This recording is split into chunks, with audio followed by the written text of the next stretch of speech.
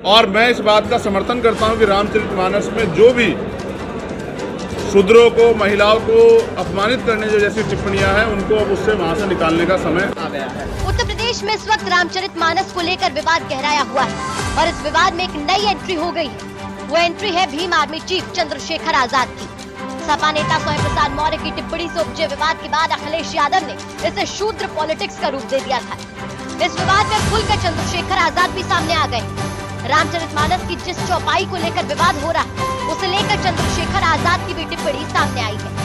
आपको बता दें कि भीम आर्मी के संस्थापक और आजाद समाज पार्टी के राष्ट्रीय अध्यक्ष चंद्रशेखर आजाद शनिवार को मऊ पहुंचे थे, जहां वो द्वितीय अधिवक्ता सम्मेलन पूर्वी उत्तर प्रदेश के कार्यक्रम में शिरकत करने के लिए मऊ के प्लाजा में पहुंचे। कार्यक्रम के बाद मीडिया से बातचीत करते हुए चंद्रशेखर आजाद जमकर भारतीय जनता पार्टी पर हमलावर हुए, जहां उन्होंने रामचरितमानस, शिक्षक भर्ती समेत तमाम मुद्दों पर भाजपा और आरएसएस को घेरा और पिछड़े दलित समाज की घोर उपेक्षा करने का भी आरोप लगाया।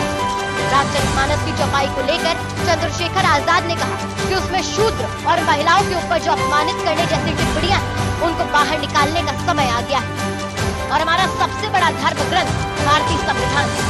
प्रदेश सरकार पर हमलावर होते हुए उन्होंने कहा कि उत्तर प्रदेश में कानून व्यवस्था बीजेपी नेताओं की चौखट पर दम तोड़ रही है। मैं ये कहना चाहता हूँ कि दोनों नेताओं ने जो कहा वो उनके व्यक्तिगत राय हैं। एक बात तो सत्य है कि भारतीय जनता पार्टी और आरएसएस के लोग आज भी दलित, पिछड़े आदिवासियों को इंसान समझने के लिए तैयार नहीं हैं। आज भी वो उनकी पार्टियों में भी जो दलित, पिछड़े आदिवासी, अल्पसंख्यक वर्ग के लोग हैं, उनको जातिगत टिप्पणी करके अपमानित करते हैं। इसके लिए बीजेपी को सोचना चाहिए और मैं इस बात का समर्थन करता हूं कि रामचरितमानस में जो भी शूद्रों को, महिलाओं को अपमानित करने जो जैसी टिप्पणियां हैं, उनको अब उससे वहां से निकालने का समय आ गया है।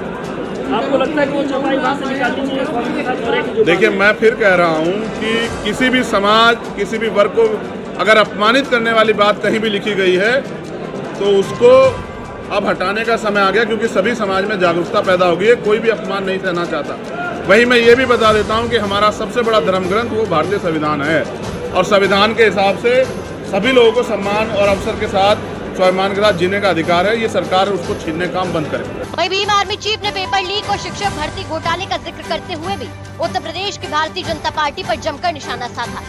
चंद्रशेखर आजाद का कहना था कि जिस तरीके से उत्तर प्रदेश सरकार में घोटाले हुए हैं और पेपर लीक हुए हैं, मुख्यमंत्री कानून व्यवस्था की बात करते हैं, लेकिन कानून व्यवस्था कहाँ है? वो तो बीजेपी नेताओं की चौखट पर दम तोड़ चुकी है। 68,000 शिक्षक भर्ती में 20,000 पदों का घोटाला हुआ था। उस शिक्षा मंत्री को जेल भेजना चाहिए था, जबकि उनको जेल भेजने की बजाय आज तक वो पद दलित, पिछड़े वर्ग के लोगों को नहीं मिले। मुझे लगता है कि अब अधिकारों के विवाद पे ज्यादा चर्चा करनी चाहिए कि जिस तरह से भर्तियों में घोटाले उत्तर प्रदेश सरकार में हुए हैं, पेपर लीक होते हैं, मुख्यमंत्री कानून व्यवस्था की बात करते हैं। उत्तर प्रदेश में कानून व्यवस्था कहाँ है? वो तो बीजेपी नेताओं की चौखट पे दम तोड़ चुकी है। 68,000 की भर्ती में, शिक्षक भर्ती में 20,000 पदों घोटाला हुआ था। करना ये चाहिए था कि उस मंत्री, शिक्षा मंत्री को जेल भेजना चाहिए था, जबकि उनको जेल भेजने के बजाय आज तक वो पद जो है दलित, पिछड़े वर्ग को नहीं मिले। ये बड़े शर्म की बात है बीजेपी सरकार में, ऐसा अन्याय जो दलित के साथ हो रहा है। जाहिर है कि सपा बसपा के बाद अब रामचरितमानस विवाद में भीम आर्मी चीफ चंद्रशेखर आजाद की भी एंट्री हो गई है, जिसके बाद ये कहना बिल्कुल भी गलत नहीं होगा कि मामला भी और ज्यादा गर्माएगा और यूपी में इस पर जमकर सियासत भी देखने को जरूर मिलेगी। मऊ से दुर्गा किनकर के साथ ब्यूरो रिपोर्ट, यूपी तक।